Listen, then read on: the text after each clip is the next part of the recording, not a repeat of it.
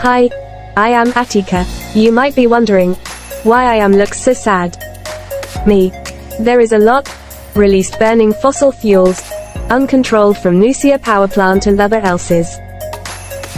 As your information, the uranium is the fuels most widely used, especially in nuclear reactors in power plant. Let's see other situation.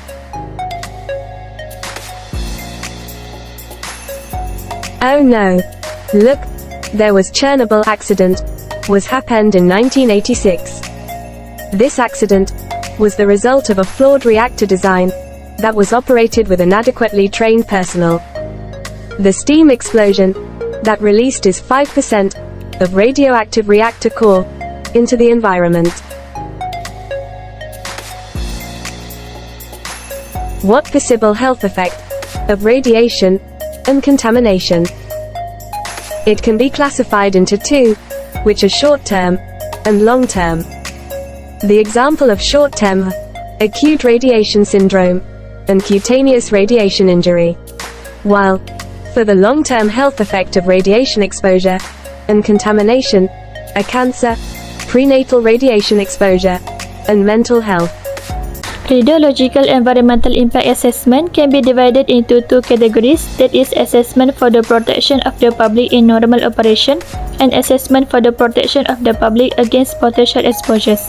The first assessment is for the protection of the public in normal operation, which consists 6 components involved, that is selection of the source term, modeling of direct irradiation, dispersion and transfer in the environment, identification of exposure pathways, identification of the representative person for normal operation, assessment of the dose to the representative person, and comparison of estimated doses with dose constraint and dose limits.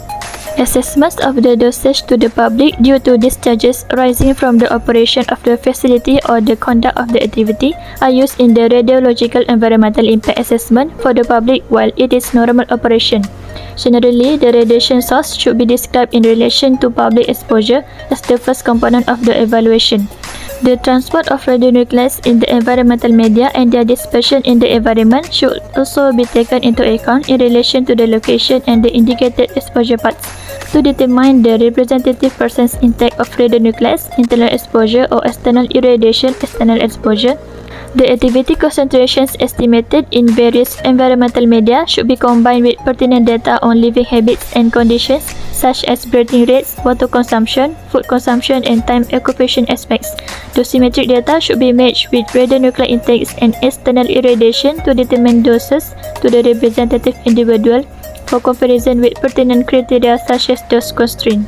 Next assessment is for the protection of the public against potential exposures, which contains 7 components, that is identification and selection of potential exposure scenarios, selection of the source term, modeling of direct irradiation, dispersion and transfer in the environment, identification of exposure pathways, identification of the representative person for potential exposures, assessment of the dose to the representative person for potential exposures, and comparison of estimated doses and risk with criteria.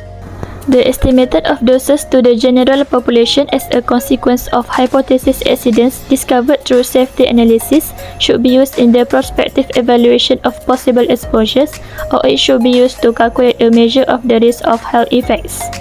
Identifying probable exposure scenarios based on the safety evaluation should, in general, be the first step. Next, the related source term for each accident scenario should be taken into consideration as the contribution to the environmental dispersion and transfer models. This contribution should include the quantities and pertinent physical and chemical characteristics of the releases that will determine the properties of the radionuclides released to the environment. Then, on the basis of meteorological and hydrological data, the environmental dispersion and transfer should be evaluated using pertinent models, taking into account the established environmental circumstances. The representative individual and the pertinent exposure paths should then be found. The estimated dosage or a measurement of the risk of health consequences based on the estimated dose should then be determined and compared to the relevant established criteria. How to minimize the risk of radiation. There are 3 steps that you can follow. First of all, is radiological environmental radiation. It can reduce the radiation exposure from waste storage facilities. This way is very useful and safe, because it can return affected such as lands, water resources, for public use. Each facilities must have applied the IAEA safety standard. This standard will be provided the regulatory and technical infrastructure to overcome the risk of radiation. Next is ALARA principle.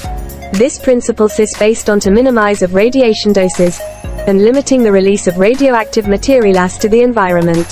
Time, distance, and shielding are very crucial for people handling at radiation sites and treatment the waste radiation. As a result, it can reduce the radiation exposure to the environment and human. Lastly, be aware of all sources of radiation exposure. This means, if a radiation emergency occurs at your place, you need to take these 3 actions. First is, get inside any buildings or shelter with close the doors, windows, take shower, and so on. Next is, stay inside. Lastly is, stay tuned in which the emergency officials are trained and respond to disaster situation and also provide specific action to ensure your safety. It seems impossible to eliminate the radiation. At least, it's possible to reduce them. In summary, assessing the radiation and the environment have 2 categories, that is assessment for the protection of the public in normal operation and assessment for the protection of the public against potential exposures. Assessments of the dosage to the public due to discharges arising from the operation of the facility or the conduct of the activity are used in the radiological environmental impact assessment for the public while it is normal operation. The estimate of doses to the general population as a consequence of hypothesis accidents discovered through safety analysis should be used in the prospective evaluation of possible exposures, or it should be used to calculate a measure of the risk of health effects. To minimize the risk of radiation and the environment, there are 2 ways, that is the usage of environmental remediation and the usage of best practice, the ALARA principles.